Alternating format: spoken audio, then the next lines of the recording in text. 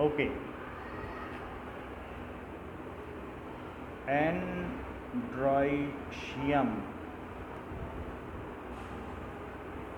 एंड्रोइशियम के बारे में कहा गया है कि इट इज़ ऑन रिसेप्टिकल, रिसेप्टिकल होगा, ठीक है, और रिसेप्टिकल पेडिसेल पे होता है। सो पेडिसेल देन रिसेप्टिकल, और रिसेप्टिकल के ऊपर ये एंड्रोइशियम होगा। एंड्रोइशियम कई भी हो सकते हैं, जिसको कि हम कह सकते हैं एंथर। तो एंथर में क्या क्या चीज़ हो सकती है? स्टेमन एंड फिलामेंट, इसे क्या कहा जा सकता है? एंथर। और ये हो गया फिलामेंट, सॉरी, और ये ऊपर वाला एंथर है, तो पूरे को कहते हैं स्टेमन और ऊपर वाले को क्या कहेंगे? हाँ, जस्ट एक मिनट। तो ये जो चीज़ है ये हो गई एंथर, और ये पूरे को क्या कहेंगे? दैट इज स्टेमन, ये चीज़ हो गई। एंड फिलामेंट के दो पार्ट हैं। एक फिलामेंट में ये जो है, ये जो इसके पास है, that is proximal part of filament which is attached to thalamus. Thalamus बोल सकती हो या रिसेप्टिकल बोल सकती हो। तो ये डिस्टल पार्ट है, जो दूर होता है उसे क्या कहते हैं? डिस्टल। तो ये क्या कहलाएगा बताइए? Proximal part of filament attached to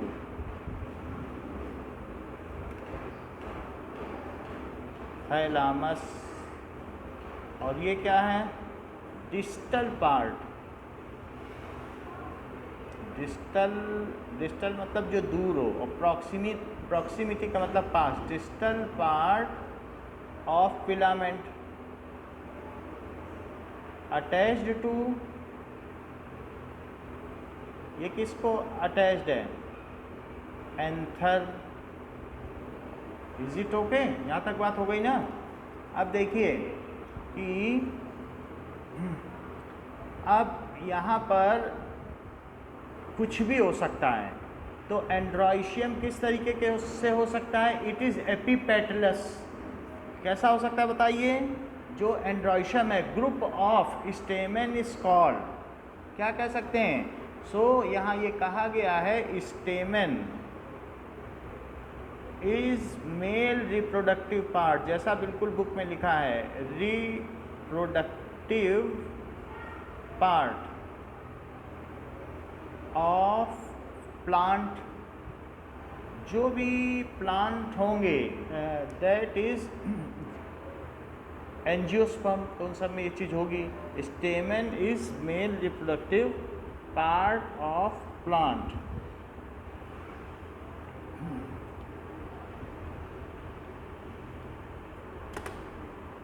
And group of stamen is called androecium. Group of stamen is called androecium. Androecium, ई लिखो, शियम, एंड्रोइशियम। अब देखो, अच्छा, ईच एंथर, हर एंथर इसमें क्या होगा? यहाँ पर आप देख सकते हो ये एंथर है। सो एंथर का ये पेयर है। एंथर का क्या है ये? सो ईच, अब आगे इसमें लिखा है कि कंसिस्ट ऑफ स्टैक। स्टैक भी कह दिया गया है। जो फिलामेंट है इसका दूसरा नाम क्या है? स्टैक। और each anther is bilobed and each lobe has 2 chamber. यानी ये बात हुई। अगर हम इसको लेटरली कट करें एंथर को, तो ये इस तरीके से होगा ये। और हर एंथर, नाउ हर एंथर इसमें कैसा है? बाइलोब्ड है, और इसमें बाइलोब तो है ही है। इसका एक जो कहीं ना कहीं डिसेंस होगा, कहीं ना कहीं से तो डिसेंस हो जाएगा।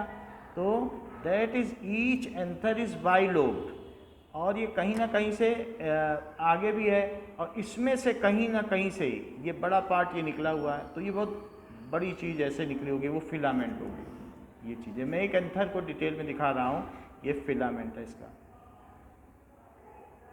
सो ये कहा गया है ईच एंथर इज बाइलोब्ड, तो two lobe of anther, two lobes of anther, each lobe containing, हर लोब में क्या होगा, containing two, no that is two chambers. तो ये जो चीज है क्या ये चैम्बर हुई, और इस चैम्बर के अंदर क्या हुआ, सब पॉलन ग्रेन हुए। समझ में आया? अब ये चाहे तो यहाँ से डिसेंस हो जाए, जहाँ से क्रैकिंग हो, तो हमने अपने वीडियो में दिखा दिया था कि क्रैकिंग कहीं कहीं से भी हो सकती है। सो ये हमारा ये पूरा पोर्शन जो है यही एंथर है, और एंथर में 2 लोब हैं, हर लोब में 2 चैम्बर है।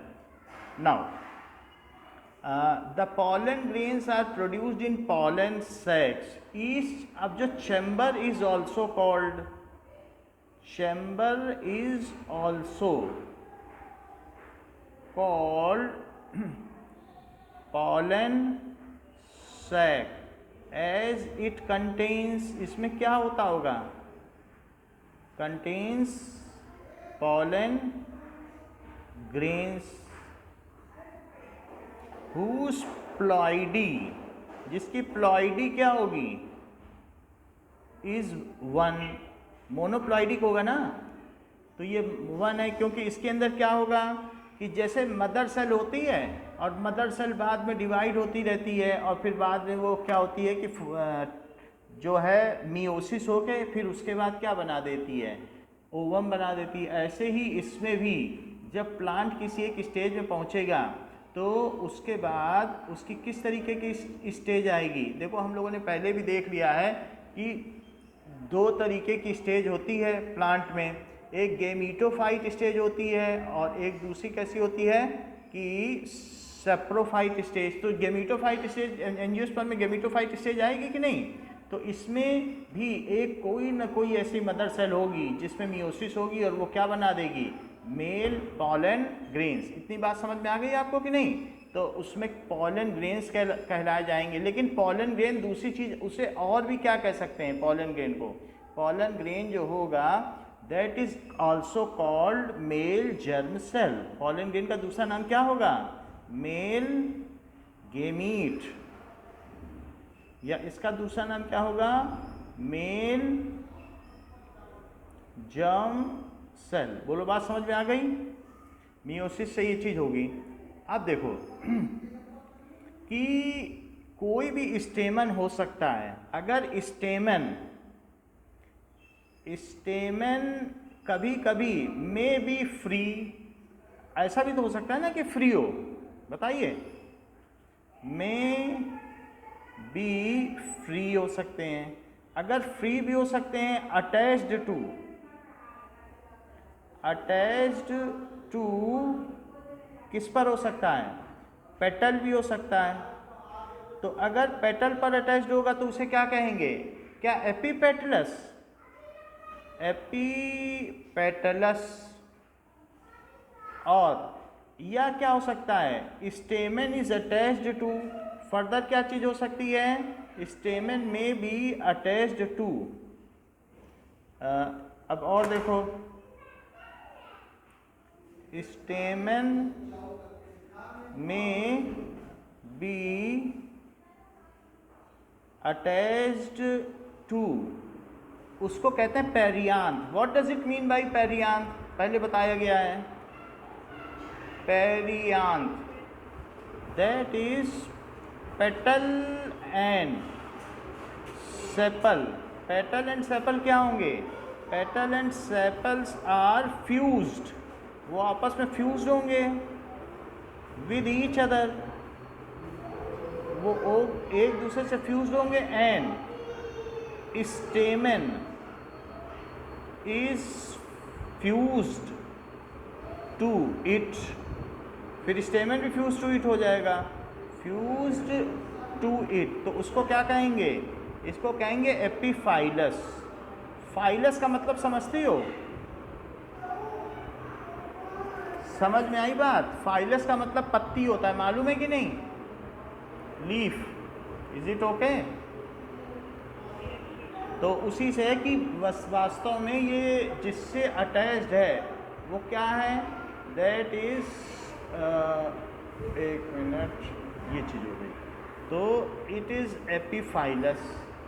अच्छा अब जरा देखो, तो हमारे पास एपीपेटलस हो सकता है, एपीफाइलस हो सकता है, जबकि ये ऐसी स्थिति हो कि ये लीफ है और इसी में ये चिपक जाए स्टेमन, तो स्टेमन अगर इसी में चिपक जाता है, ये स्टिक्ड टू ईच अदर, तो इसका क्या नाम होगा?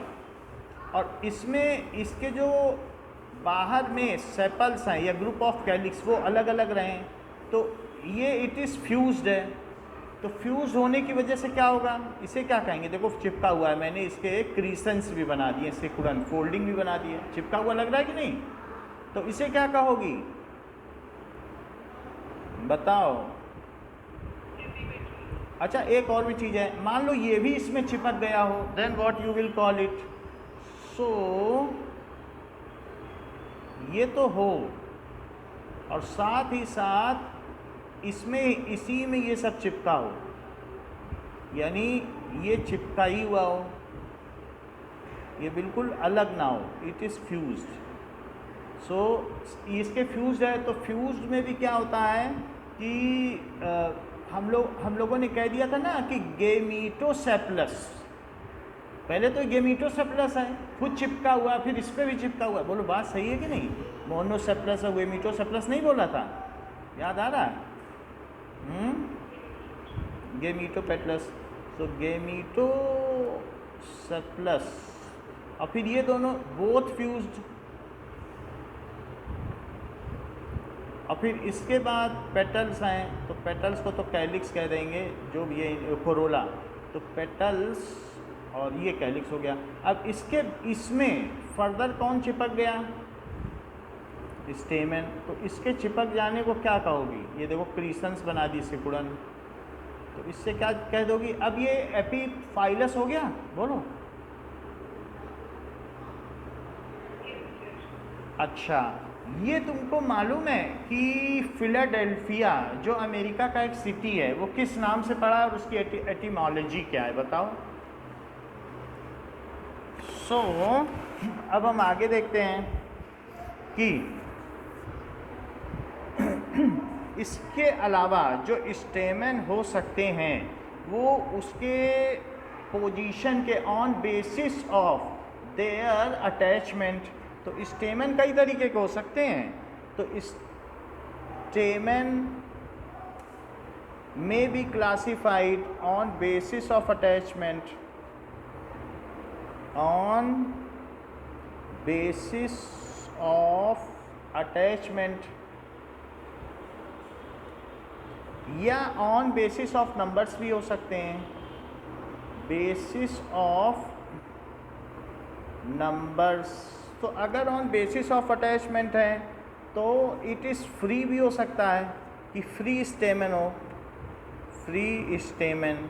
अगर फ्री स्टेमन है तो उसका कोई नाम बुक में नहीं दिया है, लेकिन इट मे बी अटैच्ड, तो ऐसा तो जनरली फ्लावर में होता है, तो कोई ख़ास बात नहीं है, इसलिए इसमें नाम नहीं दिया गया है। बात समझ में आई?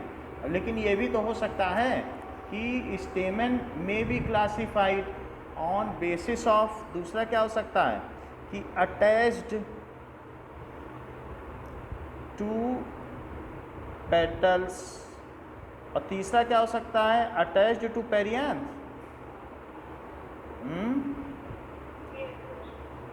पेरियांथ।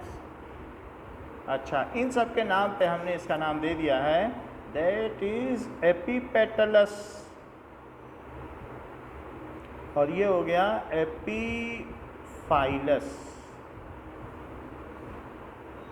अच्छा ऑन बेसिस ऑफ नंबर, तो नंबर के बेसिस पर भी इसको कह सकते हैं, और ठीक है ये चीज़ है। अगर नोड, नोड का मतलब वैसे तो एम्प्टी हो, ऐसा स्टेमन जो खाली हो। नोड का मतलब ऐसी चीज़ होती है ना, जैसे हम लोग उसमें नहीं देखते हैं नोड, तो जो एम्प्टी हो उसको नोड कहते हैं। तो उस चीज़ को कहते हैं वहाँ कुछ ना हो तो नोड, उसमें केमिस्ट्री में भी ऐसा ही कह देते हैं, नोडल प्लेन। तो इस तरीके से सेमी नोड मतलब ऐसा कहा जा सकता है, ऐसा स्टेमन जो खाली हो, उसके अंदर पॉलन सैक तो हो बट पॉलन ग्रेन ना हो, तो उसे क्या कहेंगे? On basis of fertility. तो बाकी फर्टिलिटी है तो कुछ नहीं बोला जाएगा, लेकिन अगर इनफर्टाइल है, ठीक है, तो वो हम अलग से लिख देंगे, जो infertile stamens are called staminode. बोलो सही है, इनफर्टाइल होगा तो स्टेमिनोड। अब नंबर के बेसिस पर ये मोनो एडल्फस क्या कहा जाएगा? Monadelphous. So adelphous. अब ज़रा देखिए, मोनो एडल्फस, डाई एडल्फस ऐसे हो सकता है। तो जस्ट 1 मिनट रुक जाएं, मैं रिफल चेंज कर लूँ। So monadelphous, diadelphous and polyadelphous. तो आपने बताया नहीं कि फिलाडेल्फिया, बोलो, का क्या मतलब होता है? डाई एडल्फस और पॉली एडल्फस।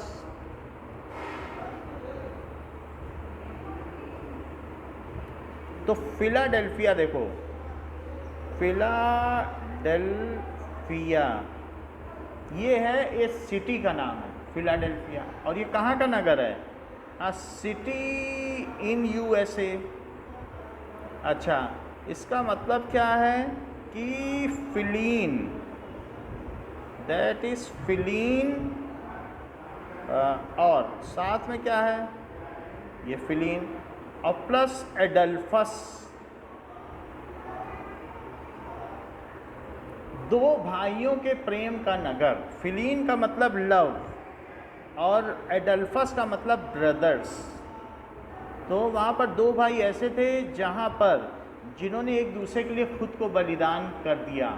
तो ऐसे दो भाइयों के प्रेम का शहर है, उसे फिलाडेल्फिया कहा जाता है। तो अब आपको याद रहेगा ना, एडल्फस का मतलब ये मेल के लिए आता है। और क्या ये अगर किसी भी इसमें से, मान लीजिए ये मैंने कैलिक्स बनाया और इसमें पेटल्स बना दिए, ये पेटल्स बना दिए, और उसमें दो ग्रुप में हैं और दोनों एक ही जगह से निकले, तो क्या वो दो भाई नहीं हुए? बताओ भाई, एक ही माँ के पेट से निकले दो बच्चे, क्या दो भाई नहीं हुए? तो उसी में ग्रुप में है, और इसलिए इसका नाम क्या बोल दिया बताओ? डाई एडल्फस बोलना क्या ठीक है? याद रहेगा, दो भाइयों के प्रेम। फिलीन का मतलब लव होता है, प्रेम का नगर। तो इस तरीके से इसे क्या कहेंगे? Die adelphous. इट इज़ बिल्कुल सही है नाम के हिसाब से। मोनो एडल्फस जिसका कोई भाई ना हो, अकेला हो, एडल्फस, तो इसलिए मोनो एडल्फस हो गया। पॉली एडल्फस यानी मैनी ब्रदर्स, एक ही माँ से बहुत सारे बच्चे निकले हों। मोनो एडल्फस हिबिस्कस देखा है? गुड़हल में ये गेमोपेटलस होता है। अब मैं गुड़हल बना देता हूँ, अभी मेरे पास स्केच पेन नहीं है, नीचे रखा हुआ है, आप ऐसे ही समझ लें। ऐसे जाता है गुड़हल कि नहीं? हिबिस्कस, और उसमें ऐसे ऐसे निकला रहता है बहुत सारा।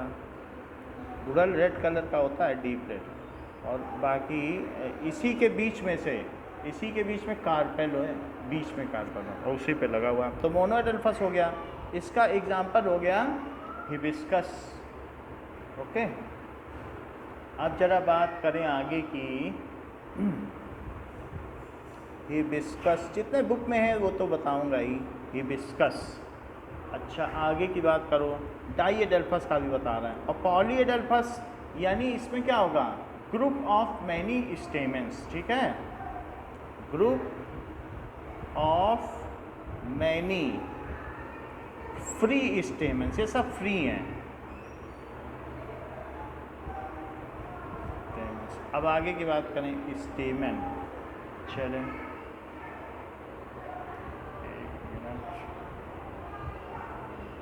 Now let us go little ahead.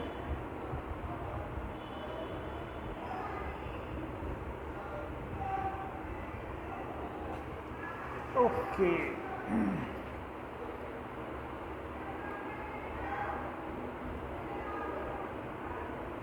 तो अब देखो कि इफ स्टेमन इज एम्प्टी, एम्प्टी का मतलब नोड होता है, इफ स्टेमन इज एम्प्टी। वैसे तो जो स्टेम है वहाँ नोड का कुछ और ही मतलब है बायो में, क्योंकि वहाँ से सारी चीज़ें निकलती हैं, ठीक है। बट स्टेमन अगर एम्प्टी है तो आप केमिस्ट्री से समझिए, then it is called staminode. Staminode, node का मतलब एम्प्टी होता है। अब जरा देखो कि ऐसा भी हो सकता है कि जब हम स्टेमन की बात कर रहे हैं तो किस लेंथ भी कम या ज़्यादा हो सकती है स्टेमन में, तो स्टेमन की लेंथ कम या ज़्यादा भी हो सकती है। मेरा फ़ोन गिर रहा है, 1 मिनट रुको, बार बार मैं। So stamen can be below stigma और अबव स्टिग्मा। अगर बिलो स्टिग्मा है तो उसका अलग है, जैसे कि यहाँ पर ब्रेसिकेसी, ब्रेसिकेसी एक प्लांट का नाम है, वो अभी हम दिखा देंगे और इसलिए इसको ब्रेसिकेसियल कहते हैं। वैसे आगे हम ये बताएंगे आपको लिलिएसी, ब्रेसिकेसी, सोलिनेसी, ठीक है। तो उन सब के बेसिस पर, क्योंकि वो जो मेन प्लांट है उन्हीं के आधार पर ये नाम दे दिए गए। लिली के नाम पर लिलिएसी दे दिया गया है, तो इसी तरीके से ब्रेसिकेसियल एक प्लांट है, तो उसके आधार पर प्लांट फैमिली का नाम ब्रेसिकेसी दिया जाएगा, वो अगले पेज पे दिया जाएगा। अभी आप देख लो कि अगर मान लो स्टेमन ऊपर है तब तो इसी से ही पॉलिनेशन हो जाएगा, फिर क्रॉस पॉलिनेशन के चांस बहुत कम रहेंगे, इसी का इसी में गिर जाएगा। तो अगर इस तरीके से है, ठीक है, तो 2 चीज़ें हैं, इसको नाम याद रखिए ब्रेसिकेसियल, ब्रेसिकेसियल,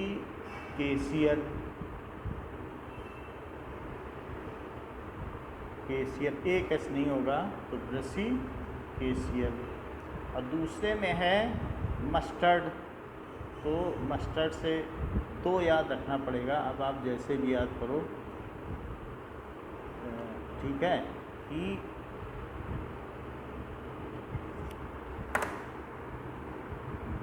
ब्रेसिकेसियल और दूसरा है ब्रेसिकेसियल है और दूसरा मस्टर्ड, मस्टर्ड।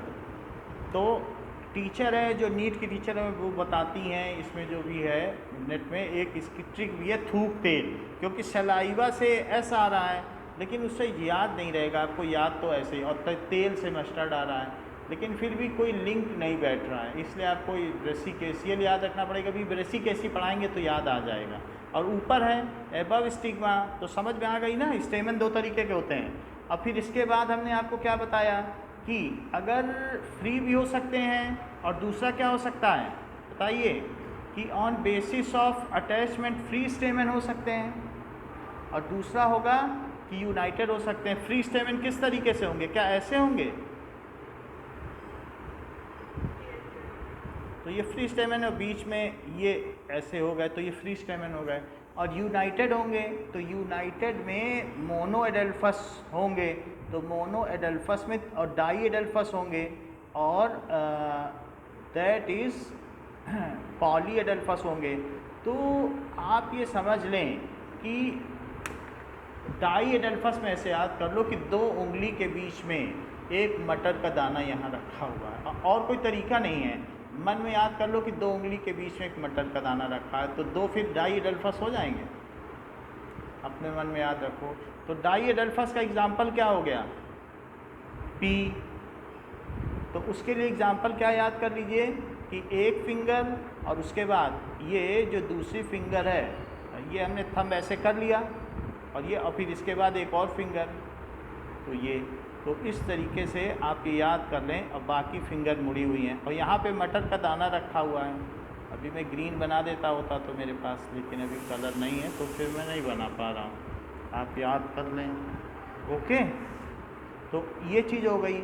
और मोनो एडल्फस का मतलब है कि एक चाइनीज़ गर्ल है, वो अपना अकेले रहना चाहती है, तो चाइना रोज़, ठीक है। सो मोनो एडल्फस में क्या होगा, चाइना रोज़ जानते हो, जो भी रोज़ होते हैं जिनमें महक नहीं होती है, वो सारे रोज़ कैसे होते हैं, जिनसे गुलदस्ता होता है, जो बुके दिया जाता है, वो सब असली रोज़ नहीं है। वो कैसे रोज़ हैं,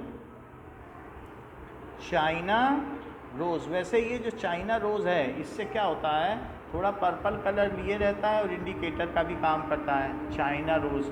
और तीसरा क्या है, पॉली एडल्फस। तो पॉली एडल्फस में क्या होगा कि बहुत सारे अलग अलग ग्रुप हैं, हो सकता है कि एंड्रॉयशियम के ही अलग अलग ग्रुप हों। आपको मैंने डाई एडल्फस का जो वीडियो भेजा उसमें देखो कि 2 हैं, लेकिन उसमें भी बड़े ग्रुप हैं, अकेला नहीं है, और वो पैक्ड हैं किसी में, जैसे इसको बांध ना दिया गया गट्ठर, तो ये है, ये डाई एडल्फस हो गया। समझ में आ गई बात। और ये पॉली एडल्फस, और इसमें क्या होगा कि सब एक ही में होगा, ये मोनो एडल्फस है। तो ये चीज़ें आपको याद रह जाएंगी। सिट्रस फ्रूट, सिट्रस फ्रूट का क्या मतलब हो गया, लेमन, ऑरेंज, ठीक है। तो इस तरीके से आप चाहें तो याद कर सकते हैं।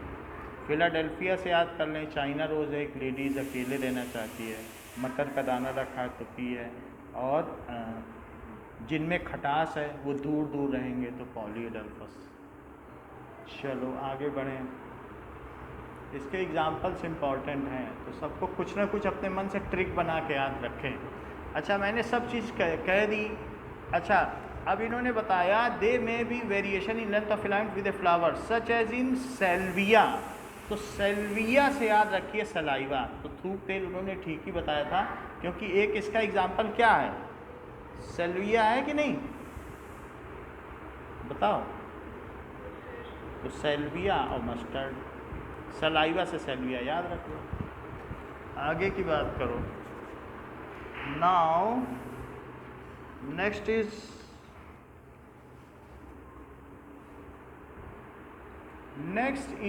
गाइनोइशियम। अब आगे की बात करते हैं कि गाइनोइशियम में किस किस तरीके का वेरिएशन होगा, क्या चीज़ होगी। तो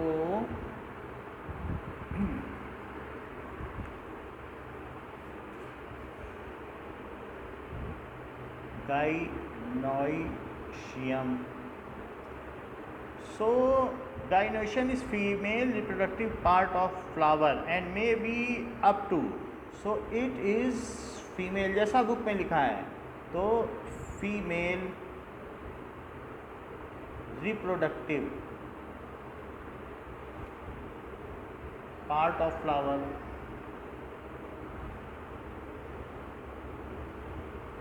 may contain, it may contain one or more carpel.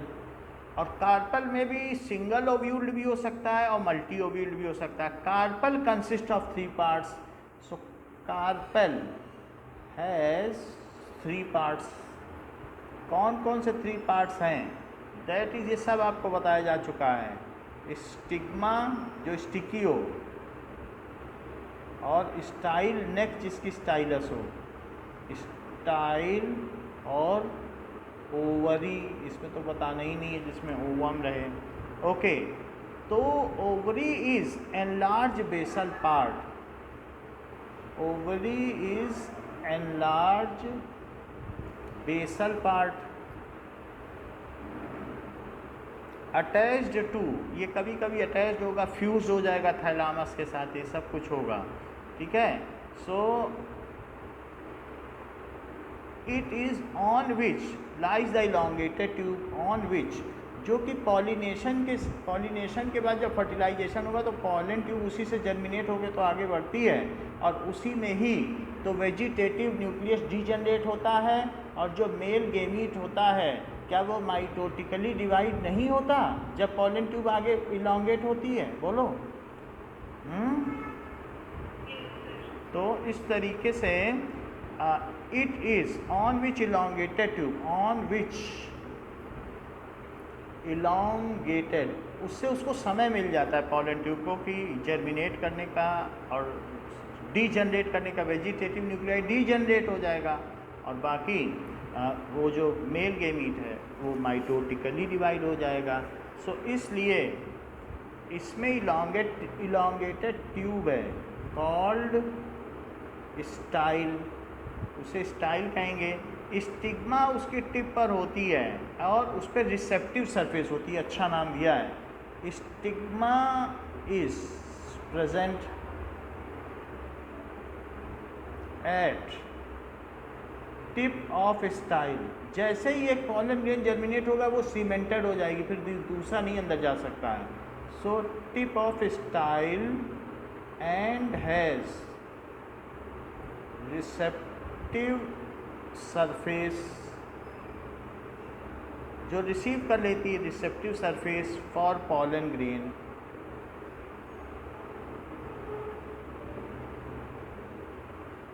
ये ग्रेन है। Now each ovary bears one or more ovule. Ovary में भी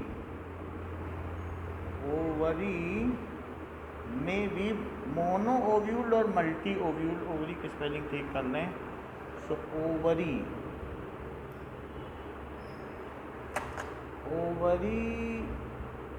में भी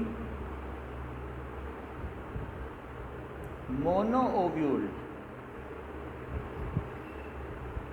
पहले तो मोनो कार्पल और मल्टी कार्पल बताया, अब मोनो ओव्यूल और मल्टी ओव्यूल। समझ में आ गई बात ना?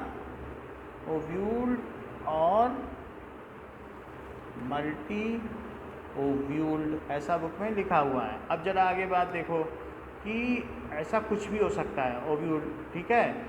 Each ovule contains one ovum. Each ovule contains one ovum. उसके आगे मल्टी ओवम्ड नहीं होता है, मल्टी ओवम कभी नहीं होता है, वन ओवम होगा हर ओवम में। ओवम या एग या फीमेल गेमीट या फीमेल जर्म सेल ऐसा होगा। Now ovule is attached to ovary. तो जब भी आप देखते हैं कि 3 फोल्ड डिवीजन होता है, 1 से 8 सेल बनते हैं, उसमें 3 एंटीपोडल बनेंगे, 2 सिनर्जिड बनेंगे और एक जो है उसमें एग बन जाएगा ओवम, और बीच के 2 पोलर न्यूक्लियाई। तो 3 फोल्ड डिवीजन होता है कि नहीं होता है? और 3 फोल्ड डिवीजन में वो क्या होती है, मियोसिस हो जाती है। फिर सभी जो है एक मदर सेल से 3 फोल्ड डिवीजन जब होता है तो उसके बाद क्या बन जाता है, उसकी प्लॉइडी चेंज हो जाती है और वो क्या हैप्लॉइडिक हो जाते हैं, बताओ। जबकि मदर सेल स्पोरोफाइट है, वो क्या होती है, वो डाइप्लॉइडिक होती है। लेकिन उसके बाद क्या होता है कि उसकी प्लॉइडी चेंज हो जाती है। तो पहले क्या होता है, 4 बनते हैं और फिर 4 के 8 बन जाते हैं। तो इस तरीके से डबल डिवीज़न होता है। यानी आप ये कह सकती हैं कि जैसे हमने दिखाया 2, 2 से 4, 4 से 8, ठीक है। 2, 2 से 4, 4 से 8 हो जाएंगे। एक बार उसमें मियोसिस जरूर होगी, क्योंकि मियोसिस नहीं होगी तो फिर उसकी प्लॉइडी नहीं बदलेगी। बोलो, ovule is attached to ovary, ठीक है, एट सर्टेन प्लेस, कहीं ना कहीं वो रहेगी। इट इज़ कॉल्ड, तो जहाँ पर वो अटैच रहेगी उसको क्या कहेंगे? So attached to a flattened cushion like placenta at a certain place which is cushion like. जैसे हम लोगों में नहीं होता है कि कुशन लाइक होता है कि जहाँ पे बच्चा माँ के गर्भ में प्लेसेंटेड हो जाता है, तो उस प्लेसेंटेशन कह सकते हैं। तो इट इज़ या इम्प्लांटेशन कह सकते हैं। तो कुशन लाइक प्लेसेंटा, जहाँ पे ओव्यूल अटैच्ड है तो उसको कहते हैं प्लेसेंटा, जिस पर अटैच है, और इसे इम्प्लांटेशन कहते हैं। And this process is called implantation. उसका कहाँ अटैचमेंट है? अब जरा देखो, कहीं कहीं प्रेजेंटेशन भी कहा गया है। अगर मान लीजिए मोर देन वन कार्पल कहीं प्रेजेंट है तो उसे क्या कहेंगे, और फ्री है तो अब हम उसे आगे देखें कि उसे क्या क्या कहेंगे। तो गाइनोशियम में क्या क्या चीज़ें हो सकती हैं, या तो ये मोनोकार्पेलरी होगी और या फिर क्या होगी, मल्टी कार्पेलरी होगी। डाई वाला नहीं है इसमें, मोनो कार्पेलरी। और दूसरा क्या है, मल्टी कार्पेलरी। आप हमें बता दीजिएगा आज कि आपका कल का कब कब टाइम फ्री है, क्योंकि कल आप जा रही हैं ना, तो फिर जब फिजिबिलिटी होगी उसी के हिसाब से हम क्लास रखेंगे। कब जा रही हो? थर्सडे, ठीक है। तो अब यहाँ पर देखो, तो अगर मान लीजिए मोनोकार्पेलरी है और या फिर मल्टी कार्पेलरी है, तो अब मल्टी कार्पेलरी का मतलब तो समझ गई हो ना, बोलने की तो ज़रूरत नहीं है। तो अगर मल्टी कार्पेलरी है और वो आपस में नॉट अटैच्ड हैं, नॉट अटैच्ड यानी फ्री कार्पल्स हों, तो फ्री कार्पल्स भी हो सकते हैं। और दूसरा क्या हो सकते हैं कि वो अटैच्ड हों, तो क्या सिंट कार्पस कहेंगे, बोलो? अटैच्ड भी हो सकते हैं। सो अटैच्ड, तो नॉट अटैच्ड मल्टी कार्पेलरी में दो केसेस हैं, एक अटैच हो सकते हैं, एक नहीं हो सकते हैं। और अगर एक नॉट अटैच्ड है तो इसी थैलामस में वो सारी जो भी ओवरी होगी वो अलग अलग होंगी, समझो अलग अलग घड़े रखे हैं ऐसे। तो ये चीज़, तो ऐसे में दैट इज़, वो जैसे कोई कहता नहीं अप्पो मद्रासी में, दूर हटो, दैट इज़ एपोकार्पस। इसकी एटिमोलॉजी देखने से पता चलेगा कि एपो का मतलब क्या होता है, अभी देखेंगे तो बताएंगे। सो एपोकार्पस अभी देख के बताते हैं।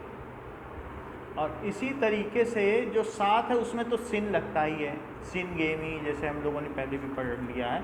तो ये एपोकार्पस, इसका क्या नाम बताया गया, एपोकार्पस। और अगर साथ में ही अटैच्ड हैं तो फिर क्या होगा, सभी अटैच्ड हैं कि नीचे से ओवरी है और उनकी स्टिग्मा सबकी अलग है और ये एक ही में जुड़ी हुई है, तब इन्हें क्या कहेंगे, then it is called syncarpous. तो ये है फ्री ओवरी, यानी फ्री कार्पल्स और ये अटैच्ड कार्पल, उनकी ओवरी एक साथ फ्यूज़ हो गई। तो अब ऐसे केस में इसका एग्जाम्पल होता है लोटस रोड, लोटस रोज़। ये माना जा सकता है कि जो फ्लावर्स हैं वो बहुत नाजुक होते हैं और वो कहते हैं भाई हम तो किसी के साथ नहीं रहेंगे, हम बिल्कुल अलग अलग रहेंगे। तो ऐसे याद कर लो। और जबकि मस्टर्ड, तो मस्टर्ड तेल होता है, चीमड़ होता है, मस्टर्ड, ऐसे याद कर लो। मस्टर्ड है टोमेटो, टोमेटो, ठीक है। तो वो कैसे हैं, सिन कार्पस हैं। तो आपको हमने बता दिया monocarpellary and that is multicarpellary. So these are two types shown here. अब हम आगे देखेंगे कि okay, they are termed as syncarpus. When carpels are fused, after fertilization the ovule develop into seeds and ovary mature into fruit. तो अब अगर ovary है तो सबसे बड़ी बात क्या है, ये हम पहले भी बता चुके हैं कि इसमें यहाँ पर ये ओवरी है, तो ओवरी को आप पेरिकार्प भी कह सकते हैं। कार्पल का सबसे बाहरी हिस्सा है, इसीलिए मैं इसे पेरिकार्प कह रहा हूँ। क्या ये और कोई बात है? पेरी का मतलब आउटर। जब आपके मसूड़ों में दर्द होता है तो क्या पेरिडोंटिस्ट के पास जाती हो? मतलब जो बाहरी चीज़ है दांत के बाहर। पेरीफेरी का मतलब क्या, बाहरी चीज़, बोलो। आउटर, और कार्प का मतलब कार्पेल, तो इसका मतलब है कार्पेल का जो सबसे बाहरी हिस्सा है आउटर स्किन से पेरिकार्प कहते हैं। पेरिकार्प डेवलप्स, अब यहाँ पर मान लीजिए कहीं पर ये एक ओव्यूल है, ये अटैच हो गया, और ये कहीं पर डिस्क लाइक कुशन में होगा और इसके अंदर ओवम है। तो पेरिकार्प आफ्टर फर्टिलाइजेशन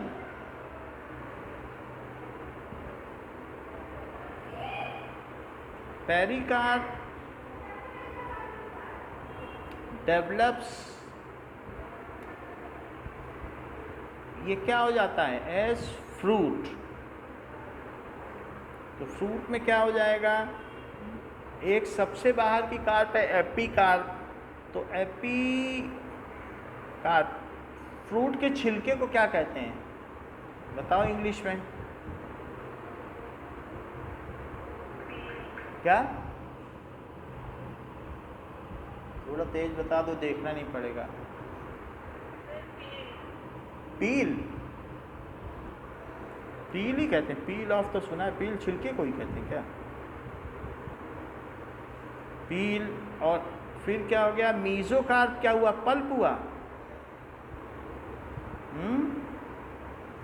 पल्प। और सबसे अंदर क्या होगी, एंडोकार्प, क्या, और एंडोकार्प क्या होगा, it is hard and above seed coat.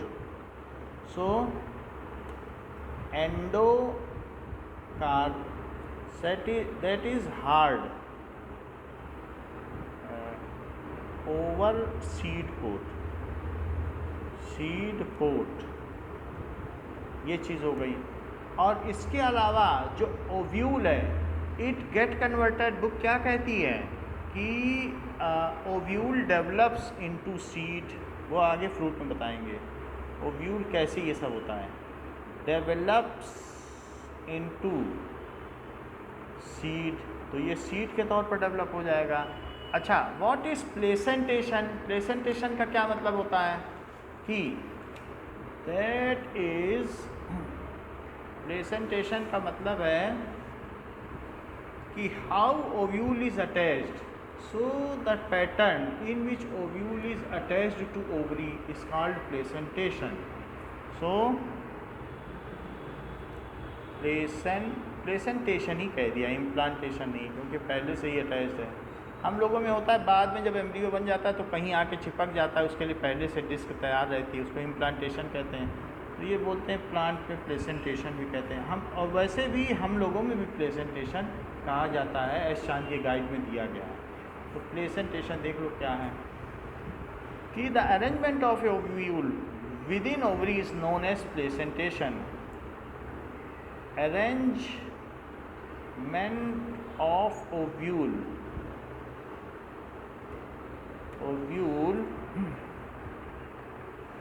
okay, so arrangement of ovule,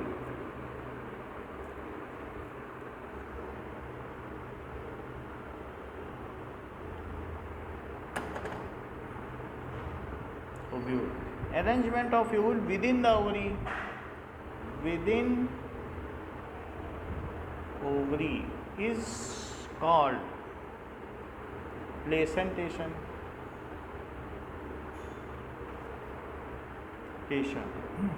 ठीक है, यानी इनसाइड ओवरी भी लिख सकती हो या विद इन ओवरी भी लिख सकती हो। सो अब ये जो प्लेसेंटेशन है, ये प्लेसेंटेशन कई तरीके का हो जाता है, 5 तरीके का है। प्लेसेंटेशन इज सब डिवाइडेड इनटू 5 डिफरेंट कैटेगरीज। एक तो मार्जिनल होता है, मार्जिनल किस में होता है,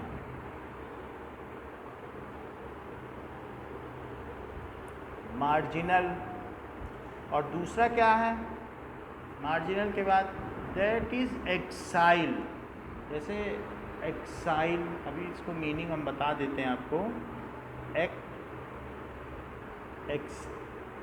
एक्साइल। और तीसरा क्या है, पेरीटल।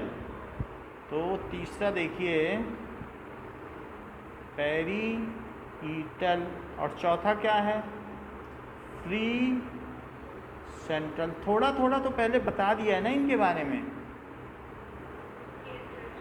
बेसल। अब जरा देखो, मार्जिनल का मतलब क्या होता है? दैट इज कोई भी चीज़, जैसे हम लोगों का हेड है, तो हेड के ऊपर स्कैल्प है क्या? और स्कैल्प में अगर हमने ह्यूमन ब्रेन अपने आप को दिखाया हो तो इस तरीके से वो एक दूसरे में फिट हैं, खांचे फिट हैं कि नहीं? ये तो जब ऐसे ऐसे खांचे नहीं फिट दिखाए थे आपको जब ह्यूमन हेड दिखाया था कि ऐसे ऐसे खांचे फिट हैं, और उनको जोड़ दिया जाए बिल्कुल एक दूसरे में बिल्कुल ऐसे फिट हो जाते हैं। जैसे ब्लॉक नहीं होते बच्चों के, जो बच्चों के ब्लॉक खिलौने टॉयज़, उनसे घर बना लो तो अंदर घुस जाते हैं। इस चीज़ को कहते हैं सूचर। इसको क्या कहते हैं? दैट इज़ कॉल्ड, ब्रेन में या स्कल्प में क्या होता है? ये ह्यूमन स्कल्प, तो ये तो स्कैल्प है, स्कैल्प के अंदर जो स्कल होगा, और स्कल के अंदर क्या होगा? Suture. That is called suture. अच्छा, तो दैट इज सूचर, इसका ये स्पेलिंग है। तो सूचर आगे भी हो सकता है और पीछे भी हो सकता है। मेरा कहने का मतलब है डॉर्सल भी हो सकता है, वेंट्रल भी हो सकता है। तो किसी भी लीफ में अगर जहाँ पर ये मटर आपस में एक दूसरे से अटैच्ड है तो क्या इस पोर्शन को इसका सूचर कहेंगे? अच्छा, आपको मालूम है इस मटर में ये ब्रैक्टेट है। मटर का ऐसे कभी डंडी देखी है? वैसे तो ये फूल ही होगा और फूल से मटर बनी होगी, लेकिन क्या ये ब्रैक्टेट है? कभी ऐसा पूरा देखा है? थोड़ा सा आगे बढ़ाओ, नहीं देखा है? आयु मटर और इसे थोड़े से वो निकले हों, बोलो, नहीं देखा? थोड़ी पत्ती निकली हो, कोई बात नहीं। ये सूचर है क्या? बताओ। पी में, क्योंकि यहीं पर ये दोनों जुड़े हैं। जहाँ पे जो चीज़ जुड़ी होती है उसे क्या कहते हैं? That is the point of joint. उसे क्या कहते हैं? Point of joint. जैसे किसी को ऑपरेशन होता है तो डॉक्टर क्या कहता है? इनको बैठने से को मना करना, नहीं तो इनका सूचर वीक हो जाएगा या खुल जाएगा, बोलता है कि नहीं? अभी गई हो किसी के बाद पोस्ट ऑपरेटिव पेशेंट को देखने, बोलो, कहते हैं इनको बैठने से मना करना, नहीं तो इनका सूचर जो पेट में सिला गया है धागे से सब खुला जाएगा, तो उसे भी सूचर ही कहते हैं। So it is point of joint हो गया। अच्छा, अब जब देखो कि यही पी अगर खुल जाए तो खुलने के बाद क्या होगी? सूचर के पोर्शन से इसको खोल दो, तो जहाँ सूचर है वहाँ पर क्या होगा? आपको ये पता चल जाएगा कि देयर हो सकता है अपोजिट हो या जैसा भी हो, वो हम बाद में देख लेंगे, but at the point of suture in margin it is found. तो ऐसा पाया जाता है, and this is called P plant. P के प्लांट में ऐसा पाया जाता है, तो मार्जिनल है। अच्छा, दूसरी चीज़ देखो कि एक्साइल। एक्साइल क्या होता है? कि किसी को देश निकाला देना। तो एक्साइल में हम क्या करें? एक्साइल में मान लो यहाँ प्लेसेंटेशन है, ठीक है, ये प्लेसेंटेशन है, यहाँ पर हमने लगा दिया। क्या ये सारे आपस में बीच में दीवार है क्या? एक दूसरे से इनको सेग्रीगेट कर दिया है। एक्साइल का मतलब क्या होता है बताओ? देश निकाला। तो अगर मैं सबको अलग अलग कमरे में कैद कर दूं तो क्या ये देश निकाला जैसी स्थिति नहीं है? बताओ। तो ये चीज़ हो गई एक्साइल, देश निकालना। जैसे कि हमें मालूम है कि नेपोलियन को देश निकाला दे दिया गया था, इंग्लैंड में भेज दिया गया था कि नहीं, फिर वो भाग के आ गया था, तो देश निकाला। तो किसी चीज़ को भी भेज दिया जाता है। हमारे अभी अंडमान एंड निकोबार में काला पानी की सज़ा दी थी अंग्रेज़ों ने, सबको वहाँ भेज देते थे। तो इट इज़ लाइक एक्साइल। उसी से याद रखो कि इनके बीच में बाउंड्री है, तो अगर बाउंड्री होगी तो उसे एक्साइल कहेंगे। अपना दूसरा एग्जाम्पल बुक का देख लो। तो क्या कोई एक दूसरे से मिल सकता है देश निकाला में कि नहीं मिल सकता? नहीं मिल सकता। तो एक्साइल के लिए इन्होंने कुछ बोला है, when the placenta is axial and ovules are attached to it in a multilocular ovary. यानी उसमें ऐसी ओवरी है जिसमें बहुत सारे मल्टी ऑकुलर ओवरी। तो ऐसा इसमें बताया गया है कि ये ओवरी है और ओवरी मल्टी ऑकुलर है। तो यहाँ पर देखने में तो ये पता चल रहा है कि ये मल्टी ऑकुलर ओवरी। अगर मैं इसे ऑक्यूलर का मतलब होता है कि कोई भी चीज़ है स्पेस, तो मल्टी ऑकुलर ओवरी। तो ये चीज़ इसमें क्या हो गई, ये इसका ओव्यूल हो गया। भाई इस एग्जाम्पल को देखने से तो ऐसा लग रहा है जैसे एक ओव्यूल में 2 ओवम भी हो सकते हैं, बट ऐसा हम लोगों ने कभी पढ़ा ही नहीं, क्योंकि सिंगेमी में हमें मालूम है कि सिंगल होता है। अब आगे इस चीज़ को, it is a field of research, हमें देखना पड़ेगा कि क्या 2 ओवम भी किसी ओव्यूल में हो सकते हैं, क्योंकि मल्टी ओव्यूल्ड तो हमने सुना है, लेकिन क्या मल्टी ओवम ओव्यूल्ड होता है, इस टर्म पे मैं आपको बाद में बताऊंगा। मेरे ख्याल से नहीं होता है। फिर भी ये एक ओवरी है, और ओवरी में ये क्या है, ऑक्यूलर।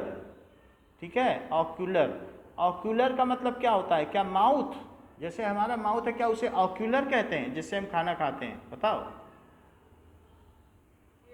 तो अगर हम किसी खाना खा रहे हैं देन इट इज़ ऑक्यूलर। तो खाना जहाँ से खाया जाएगा इट इज़ ऑक्यूलर ना। तो मल्टी ऑक्यूलर ओवरी, तो मल्टी ऑक्यूलर ओवरी है, अलग अलग, इसी में ये रिसीव करेगा सीड को, क्या कहते हैं, जर्म सेल को, या मेल जर्म गेमीट को, तो ऑक्यूलर कहते हैं इसको। तो वहीं से वो होगा मल्टी ऑक्यूलर ओवरी। तो ऐसा दिया गया है, इफ़ मल्टी ऑक्यूलर ओवरी है तो उसे क्या कहेंगे, देन प्लेसेंटा इज एक्सियल। तो इस केस में लिख दो एक्साइल में, प्लेसेंटा कैसा है, क्या प्लेसेंटा एक्सियल है, और ओवरी मल्टी ऑक्यूलर। ऑक्यूलर, बहुत सारे कोश बने हैं। ऑक्यूलर का मतलब है एक तरीके का डिब्बा, बॉक्स, बहुत सारे बॉक्स हैं। तो मल्टी ऑक्यूलर ओवरी। तीसरी बात क्या कह दी गई है, अच्छा ऐसा किसमें किसमें होता है, चाइना रोज, टोमेटो और लेमन में होगा, कि इन तीनों को, चाइना रोज, अब चाइनीज़ है कोई तो उसको क्या किया जा सकता है कि चाइना रोज है तो उसको जेल में बंद कर दिया गया है, चाइनीज़ को, और उसको क्या दिया जाता है, खाने पीने के लिए खट्टी चीज़ें दी जाती हैं, that is tomato and lemon. या ये कह सकते हो कि चाइनीज़ लेडी प्रेग्नेंट है, तो ऐसी स्थिति में उसे अलग कमरे में रखा जाएगा, और फिर उसको खाने को खट्टी चीज़ें उसे पसंद होंगी, तो उसे टोमेटो दिया जाएगा, और क्या दिया जाएगा, लेमन। ऐसे याद रख सकते हो, क्योंकि ये याद रखना पड़ेगा आपको, ये एक एक पे सब भरे पड़े हैं। नीट में मैंने पेपर भी देखा है, तो कोई तरीका नहीं है। अब पेरीटल देखो, पेरीटल का में क्या होगा कि placentation the ovule develop on inner wall of every, ये बिल्कुल क्लियर है। अगर हम पेरीटल पे आ जाएं तो पेरीटल में क्या होगा, क्या पेरीफरी में होगा, बुक में देखो जरा, पेरी का मतलब तो आउटर होता है ना। सो इफ ये इस तरीके से डेवलप हो जाए कि ओव्यूल इज डेवलप्ड, ये तो ये पेरीटल हो गया।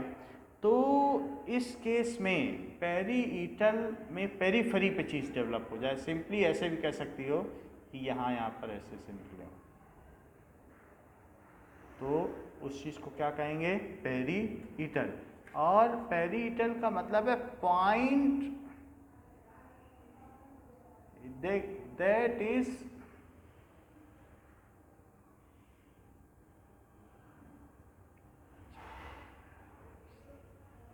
नाउ इसमें इसको लिख लें कि what is parietal, the ovule develop on inner wall of ovary on peripheral part, ovule develop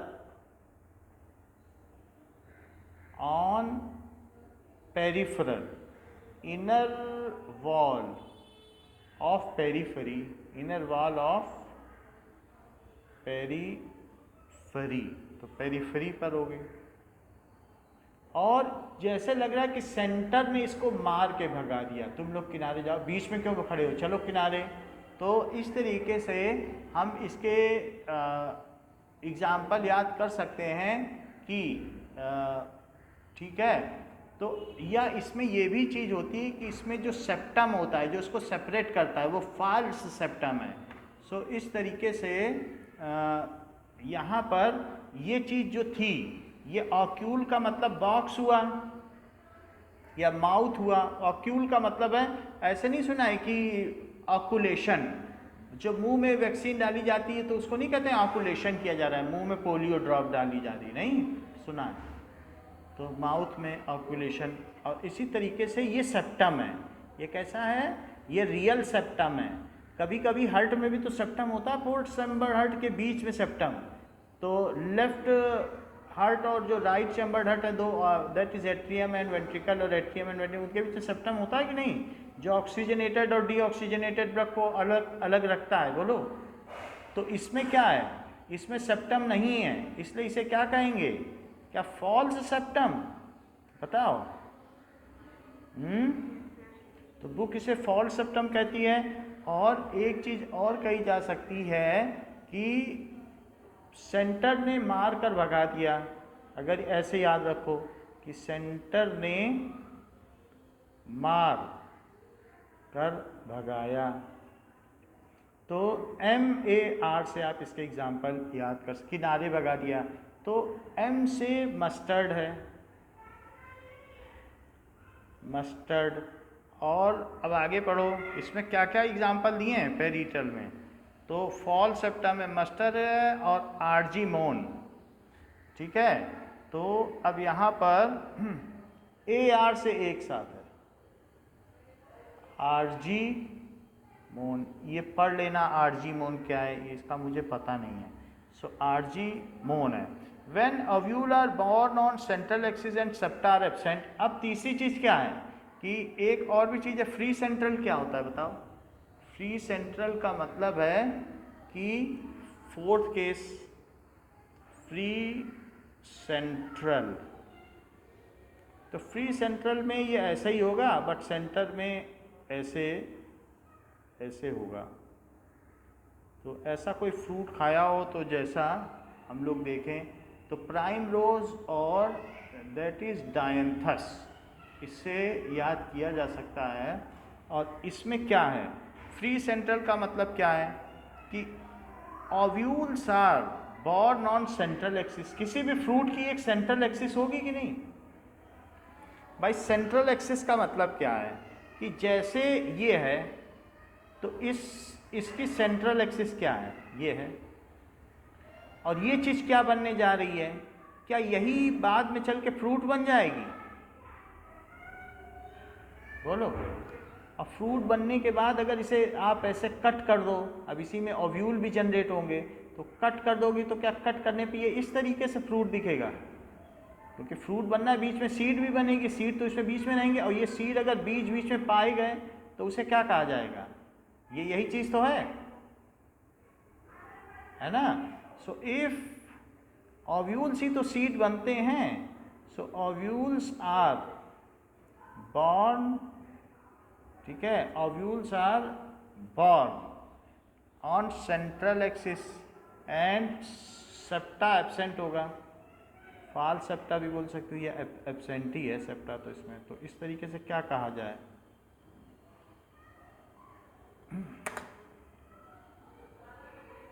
born on central axis septa absent, तो वो चीज़ हो गई। अब ऐसी स्थिति में आपको याद रखना पड़ेगा इसको कि बीच में है और इसको इतना गर्व हो रहा है अपने ऊपर कि देखो मेरे लिए कोई दीवार नहीं और मैं किसी भी दीवार को नहीं मानता। So it is having pride in itself कि मैं किसी बाउंड्री को नहीं मानता। ठीक है, तोड़ देना है तो फिर तू तोड़ दे, ये कैद बंद बेड़ियों के सांस में नगवाए आज़ादी नगा। ये ना हो कि हमारे बेड़ियाँ भी बंधी हुई हैं और हम आज़ादी के नगमे गाए जा रहे हैं, ऐसा नहीं होना चाहिए। So it is feeling pride कि ये मैं आज़ाद हूँ, तो जब ये प्राइड फील कर रहा है कि मेरे तो कोई सेप्टम ही नहीं है, तो प्राई और डी से बना प्राइम रोज। इसे क्या बना? प्राइम रोज। प्राइम रोज देख लेना। और डी ई से क्या हो जाएगा? डायंथस। ठीक है, सो डायंथस। दो this is having a sequential, biology sequential तो है, फिर भी आपको अपने इमेजिनेशन का यूज़ करना ही पड़ेगा, नहीं तो फिर कहीं सफल होने के लिए रट्टा तो मारना ही पड़ेगा। अब आगे देखो, the placentation is called free central. Basal placentation में क्या होता है? The placenta develops at the base of ovary and single ovule is attached. उसमें बहुत कुछ नहीं होता है बेसल प्लेसेंटेशन में। नाउ सी इसका आखिरी टाइप कि व्हाट इज बेसल प्लेसेंटेशन।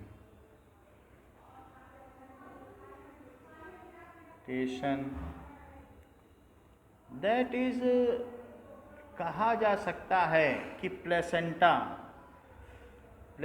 जहाँ पर वो डिस्क लाइक स्ट्रक्चर है, सॉफ्ट डिस्क लाइक, वहीं पर तो ओव्यूल अटैच होगा डिस्क और वहीं से न्यूट्रिशन लेगा।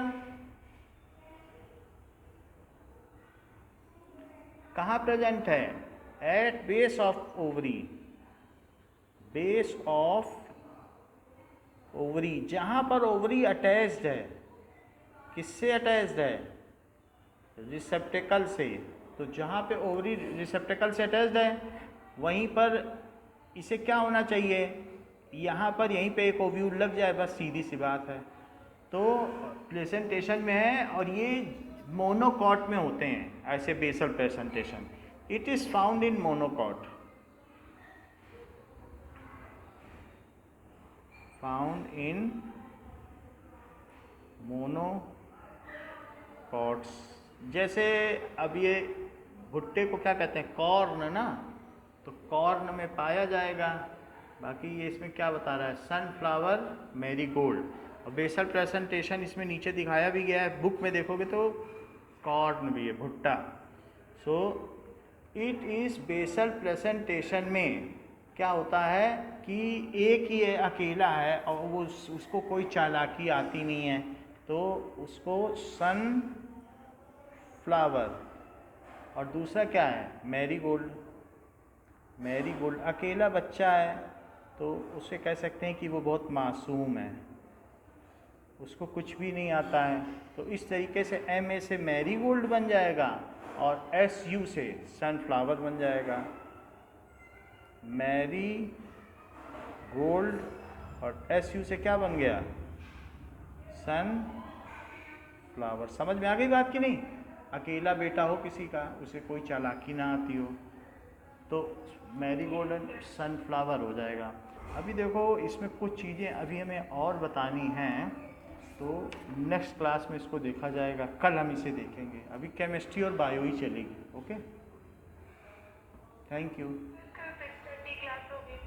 6:30 क्यों? बोलो, कल छुट्टी है ना? हाँ, तो हम थोड़ा लेट रखेंगे, 6:30 नहीं रखेंगे, हम 7 o'clock रखेंगे। हाँ, ओके।